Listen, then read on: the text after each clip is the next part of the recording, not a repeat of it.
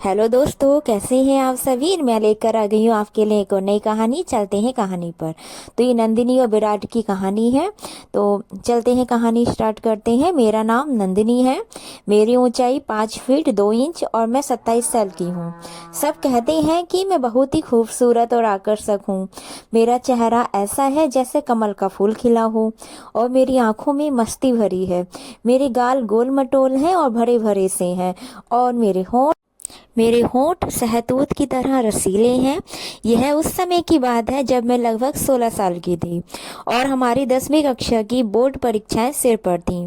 मैं कोई बहुत ज़्यादा कमज़ोर छात्रा तो नहीं थी, लेकिन ना ही बहुत ज़्यादा मेधावी। मुझे मुझे परीक्षा की तैयारी के लिए किसी के मार्गदर्शन की जरूरत थी। मेरी मामी का बेटा विराट उससे पहले ही 10वीं कक्षा पास कर चुका था और वह हमारे घर से ज़्यादा दूर नहीं रहता था। मैंने अपनी माँ से कहा कि वह विराट से बात करें, कि वह मुझे कुछ देर पढ़ा दिया करे। इस तरह मुझे ट्यूशन के लिए दूर नहीं जाना पड़ेगा, आने जाने की परेशानी भी नहीं होगी और समय की बर्बादी भी नहीं होगी। माँ ने उसी दिन विराट से बात की और मुझे बताया कि वह शाम 7 बजे से 9 बजे तक मुझे पढ़ाने आया करेगा। उस दिन मैंने जल्दी जल्दी अपने सारे काम निपटाए और अपनी किताबें लेकर पूजा घर से सटे ड्राइंग रूम में पढ़ने बैठ गई। लगभग 7:30 बजे होंगे जब विराट हमारे घर आए। विराट की उम्र उस समय 25 साल के करीब थी और वह काफी सुंदर और आकर्षक व्यक्तित्व के मालिक थे। उनका कद 6 फीट के करीब था, जबकि शरीर मजबूत और सुगठित था। कलीन सेव के साथ उन्होंने गेहुआ रंग के वह मोहक थे। औपचारिक नमस्ते के बाद वह मुझसे मुखातिब हुए। अच्छा, तो मेरी शिष्या पढ़ाई के लिए तैयार है? मैंने सिर हिलाते हुए कहा, जी, वेरी गुड। यह बताओ किस विषय में खुद को ज्यादा कमजोर समझती हो? विराट ने मेरी किताब उठाकर उसके पन्ने पलटते हुए किताब पर ही नजरें जमाए मुझसे दूसरा सवाल पूछा। तो मैंने उन्हें बताया कि मैं गणित और इंग्लिश में कमजोर हूँ। मैं थोड़ा सिमट कर बैठी हुई थी और बात करते हुए भी थोड़ी झिझक रही थी। विराट ने किताब मेज पर रखते हुए मेरी ओर देखा और बोले, अगर इसी तरह तुम घबराई और झिझकती रहोगी तो मुझे नहीं लगता कि मैं जो कुछ भी तुम्हें पढ़ाऊंगा वह तुम्हें याद हो सकेगा। लिहाजा डरने और झिझकने की जरूरत नहीं है।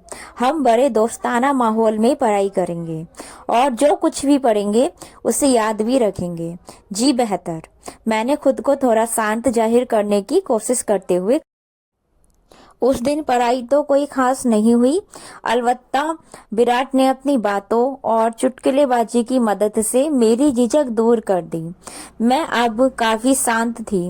यही वजह थी कि मैं विराट के चुटकुलों का जवाब भी चुटकुलोबाजी की सूरत ही दे रही थी। मेरा चंचल स्वभाव जागृत हो चुका था। विराट ने थोड़ी सी गणित की एक्सरसाइज कराई और इंग्लिश से शुरू करने का कहकर घर जाने के लिए उठे। माँ जी ने उन्हें रोक लिया कि चाय तो पीते ही जाएं। विराट भी चाय के लिए बैठ गए। चाय चाय और थोड़ी गपशप के बाद विराट कल शाम 7 बजे आने का कहकर चले गए। लगभग 2 हफ्ते तक मामला ऐसे ही चलते रहे। वह समय के खासे पाबंद थे। समय पर आते और अपना काम समय पर खत्म करके चले जाते। उनकी शख्सियत आकर्षक तो थी ही, उनके पढ़ाने और समझाने का अंदाज भी खूब था। यही वजह थी कि मैं विराट की दीवानी हो चुकी थी और उनसे काफी बेझिझक भी हो चुकी थी। उस दिन विराट मुझे मैथ्स की एक्सरसाइज करा रहे थे जब माँ जी चाय ले आई। उन्होंने चाय मेज पर रखी और बोली कि चाय पहले पी लेना। यह कहकर वह वापस रसोई घर में चली गई।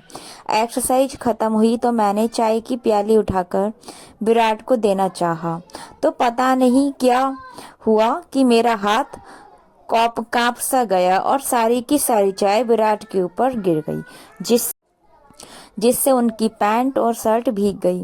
मेरे तो होश उड़ गए। मैं दौड़ती हुई गई और तौलिया उठाकर लाई। मैं बार बार विराट को माफ कीजिए बोल रही थी और साथ ही साथ उनकी शर्ट को तौलिए से पोंछकर सुखाने की कोशिश कर रही थी। विराट मुस्कुराए और बोले, चाय से तो जला ही नहीं, लेकिन अब तुम जरूर जला दोगी। मैं उनके इस वाक्य को बिल्कुल भी नहीं समझी और इसी तरह तौलिए से उनकी शर्ट को सुखाने में लगी रही। मैं शायद कुछ देर और इसी तरह तौलिए से उन्हें सुखाने में लगी रहती, पर विराट ने मुझे रोक दिया और मुझे दोनों कंधों से उठाकर खड़ा करते हुए बोले, बस बस करो नंदिनी। घर में मुझे सब इसी नाम से पुकारते थे। Everything is fine. तुम बेवजह परेशान हो रही हो, लेकिन मैं खुद में बहुत शर्मिंदा थी।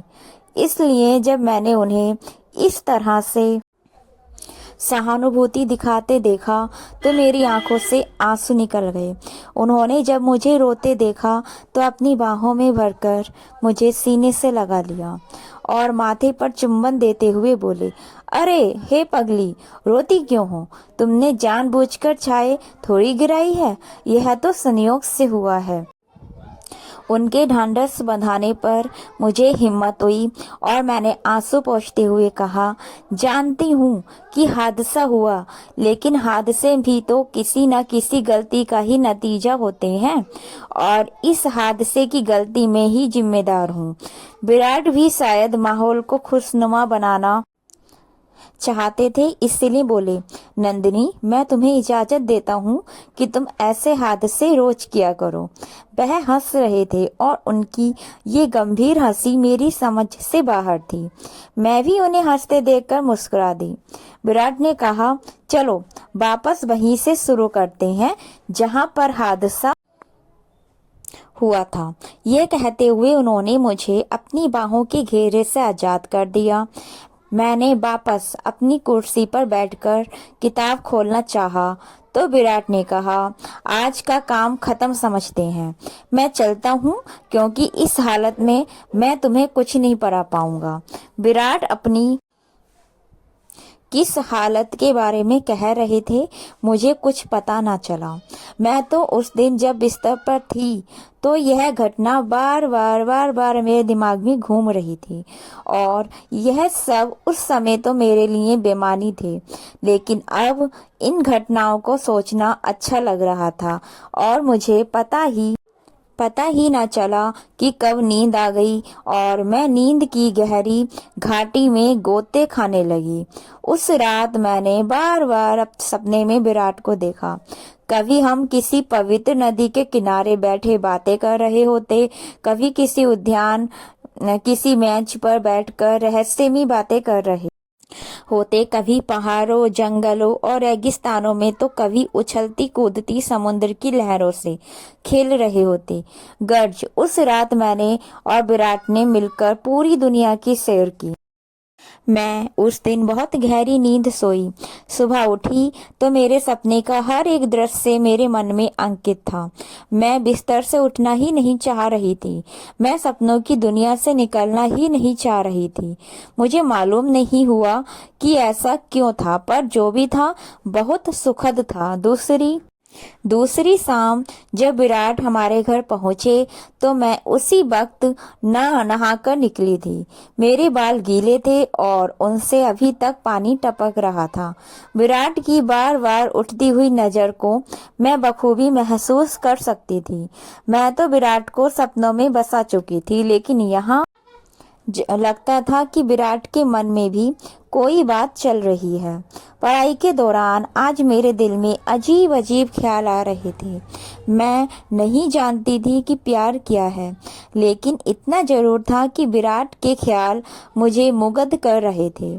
जिंदगी में मुझे ऐसी भावनाएं पहले कभी नहीं हुई थी। यूं ही जब विराट मुझे मैथ्स के एक सवाल की एक्सरसाइज करा रहे थे तो मैं उनके साथ बहुत करीब हो गई थी। मैंने ऐसा कोई इरादा नहीं किया था, बल्कि ऐसा होना संयोगवश था। आखिर 9 बजे और विराट घर जाने के लिए उठे तो मैं भी समेट कर उठी तो उन्होंने करीब से गुजरते हुए बड़ी आहिस्तगी से कहा, नंदिनी, तुम बहुत सुंदर लग रही हो। मैंने चौंक कर उनकी तरफ देखा तो इस दौरान वह मुझसे दूर हो चुके थे। उनके शब्द सारी रात मेरे कानों में गूंजते रहे। शायद महिलाओं के बारे में सच कहा जाता है कि वह बहुत आत्मबोध होती हैं, इसीलिए उनकी तारीफ की जाए तो वह फूली नहीं समाती। अगले दिन भी विराट समय पर भी आ गए। अभी हमने पढ़ाई शुरू ही की थी कि लाइट चली गई। मैं उठी कि मोमबत्ती जलाकर ले आऊं, तो विराट ने मेरा हाथ पकड़ लिया और बोले, हमने कौन सा मोतियों से माला पिरोनी है, ऐसे ही बैठ के बातें करते हैं। थोड़ी ही देर में लाइट तो आ ही जाएगी। तो मैं भी उधर ही बैठ गई और हम इधर उधर की बातें करने लगे। विराट ने मेरा हाथ ऐसे ही पकड़े रखा था, लेकिन मुझे अजीब लग रहा था। अगर विराट की मोहब्बत मुझ पर हावी हो चुकी थी और उनकी प्रभावशाली शख्सियत ने मुझ पर जादू कर दिया था, लेकिन मैं तुरंत यह उम्मीद नहीं कर रही थी। कमरे में चूंकि अंधेरा था और हम एक दूसरे के चेहरों के हाव भाव नहीं देख पा सच कहूँ तो मुझे उनके हाथ अपने हाथ पर बहुत अच्छे लग रहे थे, लेकिन कोई अंदरूनी दर्द था जो रोक रहा था। लेकिन अगर विराट की जगह कोई भी और होता तो मैं यकीन से कह सकती हूँ कि मैं उसका हाथ नोच लेती। लेकिन विराट के लिए तो मैं पहले से ही सब कुछ हारी हुई थी। फिर भी यह सब कुछ नहीं चाह रही थी जो हो रहा था। मुझे अजीब लगने लगा था, इसीलिए मैंने उनके हाथ को छोड़ा और टॉयलेट जाने के बहाने वहां से उठ गई। लेकिन मैं जैसे ही उठकर कदम बढ़ाने वाली थी, पता नहीं मुझे क्या हुआ, मैं डगमगा गई। उसी लम्हे विराट ने हाथ बढ़ाकर मुझे सहारा दिया तो मैं गिरने से बच गई। मैं बहुत घबरा गई थी। शायद मैं जल्दी से शौचालय की तरफ भागी। मुझे कोई जरूरत तो नहीं थी, अलबत्ता ठंडे पानी से मुंह पर छींटे मारे तो गर्मी का एहसास कुछ कम हुआ। मैं अभी शौचालय में ही थी कि लाइट आ गई। मैं वापस ड्राइंग रूम में आई तो विराट वहां मौजूद नहीं थे। मुझे परेशानी हुई कि ऐसा क्या कि बिना बताए ही चले गए। उसी वक्त माँ जी ड्राइंग रूम में आई तो उन्होंने बताया कि विराट कह रहा था कि उसके सर में दर्द हो रहा है और लाइट भी नहीं है, इसलिए वह घर जा रहा है। मैंने भी किताबें समेटी और अपने बेडरूम में चली गई। मेरी सोच का केंद्र बस विराट ही थे। उस रात भी मैं उन्हीं सोचों में डूबी सो गई। सुबह उठी तो विराट की ही याद में सारा दिन खोई रही। शाम होने से पहले ही शाम का बेसब्री से इंतजार करने लगी। मैं चाहती थी कि विराट आज कैसा व्यवहार करते हैं, लेकिन समय होने के बावजूद वह नहीं आए।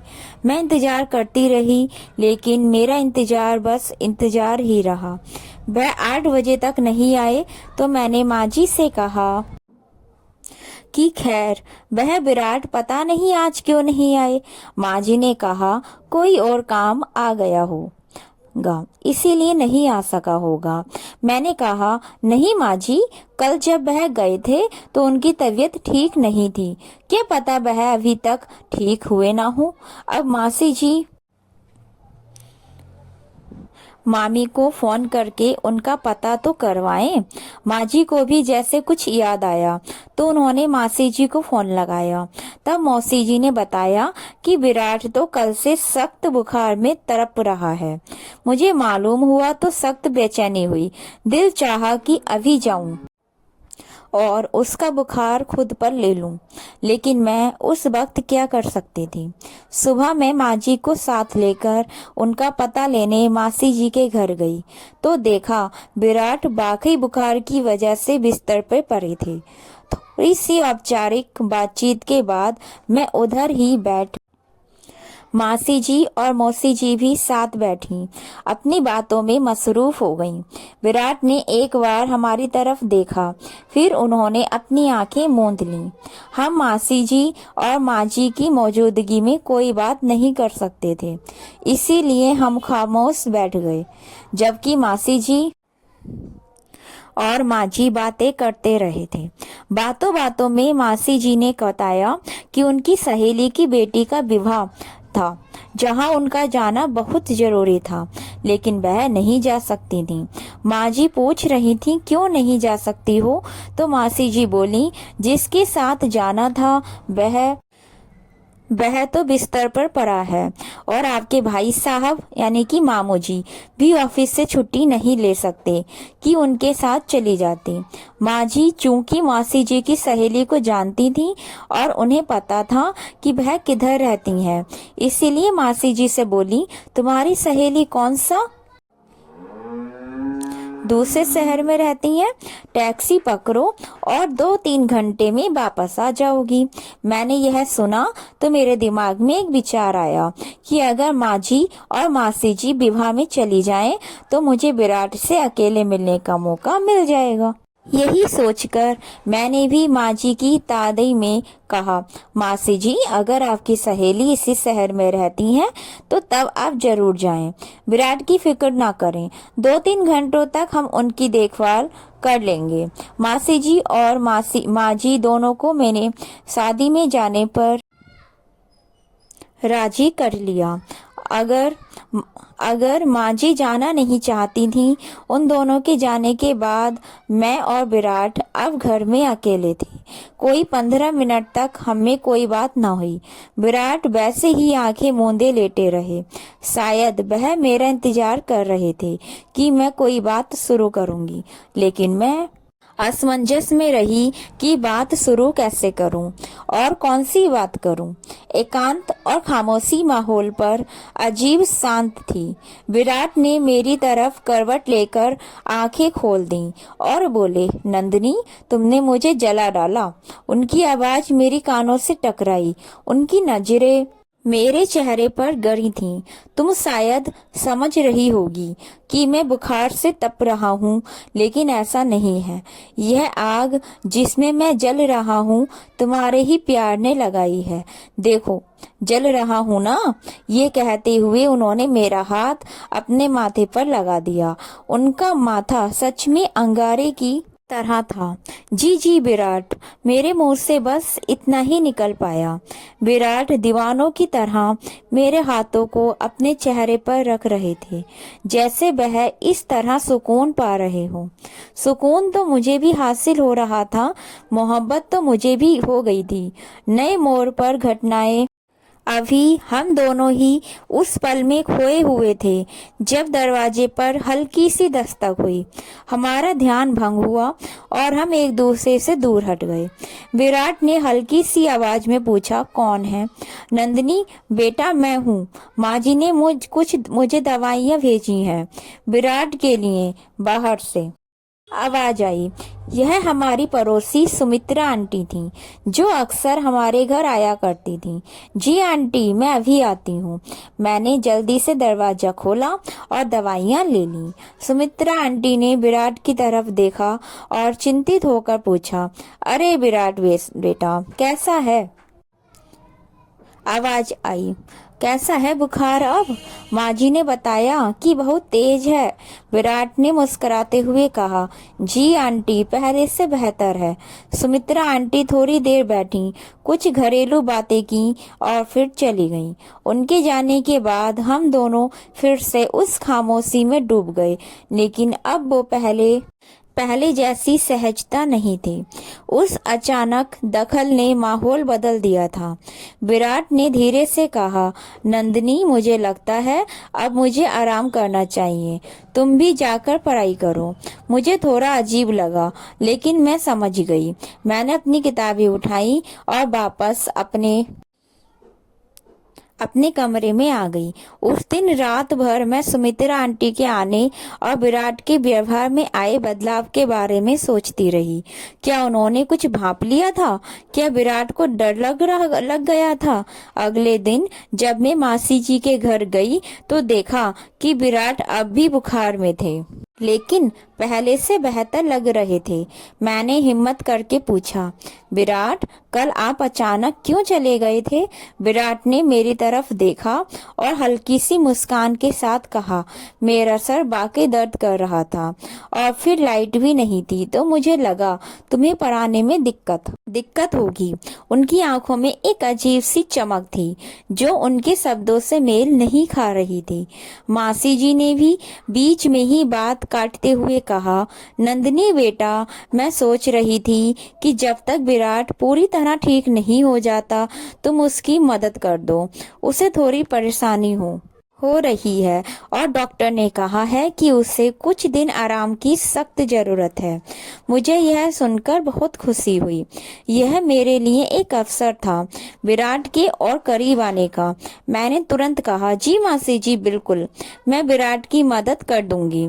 अब हर रोज मैं दोपहर में मासी जी के घर जाती, विराट को दवाइयाँ देती, उनके लिए सब्जियों का सूप बनाती और उन्हें कहानियाँ सुनाती ताकि उनका मन लगा रहे।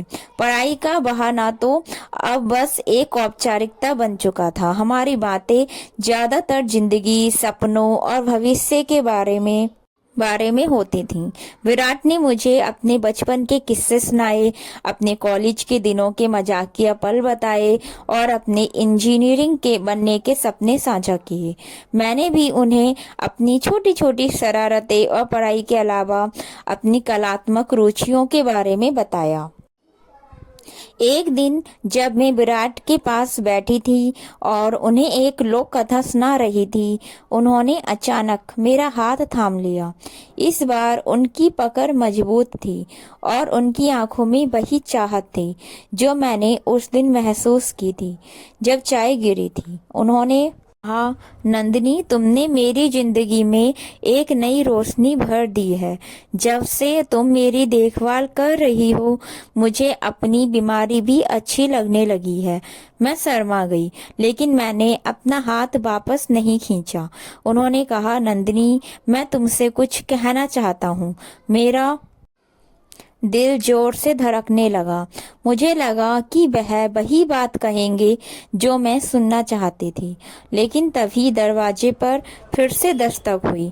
इस बार माँ जी और मासी जी वापस आ चुकी थीं। हम दोनों तुरंत एक दूसरे से दूर हट गए।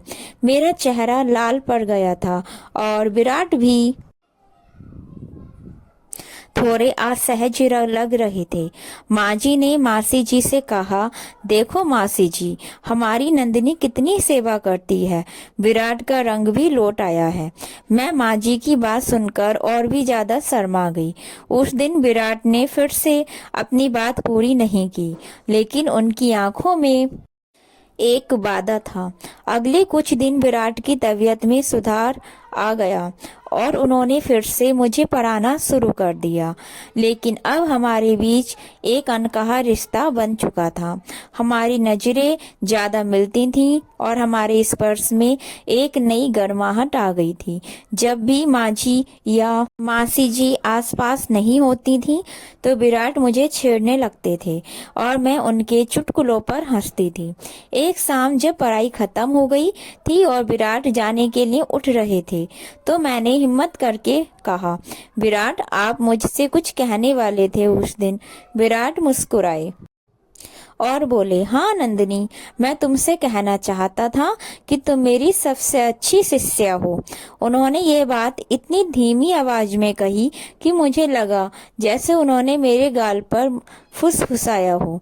मैं थोड़ा निराश हुई, लेकिन फिर उन्होंने मेरा हाथ थामा और मेरे कान में फुसफुसाए, और मैं तुम्हें अपनी जिंदगी की सबसे खास दोस्त बनाना चाहता हूँ। क्या तुम मेरा हाथ थामकर जीवन भर मेरे साथ चलोगी? मेरे दिल ने खुशी से उछलकर भांगड़ा किया। मैं बस मुस्कुरा दी और उनका हाथ थामे रखा। बस उस दिन के बाद हमारी पढ़ाई सिर्फ किताबों तक सीमित नहीं रही, बल्कि हमने जीवन की सबसे खूबसूरत पाठ पढ़ना शुरू कर दिया था। दोस्तों, अगर आपको मेरी कहानी अच्छी लगी हो तो प्लीज़ मेरे चैनल को लाइक शेयर सब्सक्राइब कर लीजिए और मेरी आने वाली वीडियो ज़रूर देखें। मैं आपको नई नई पोस्ट डेली अपलोड करती रहूँगी। धन्यवाद।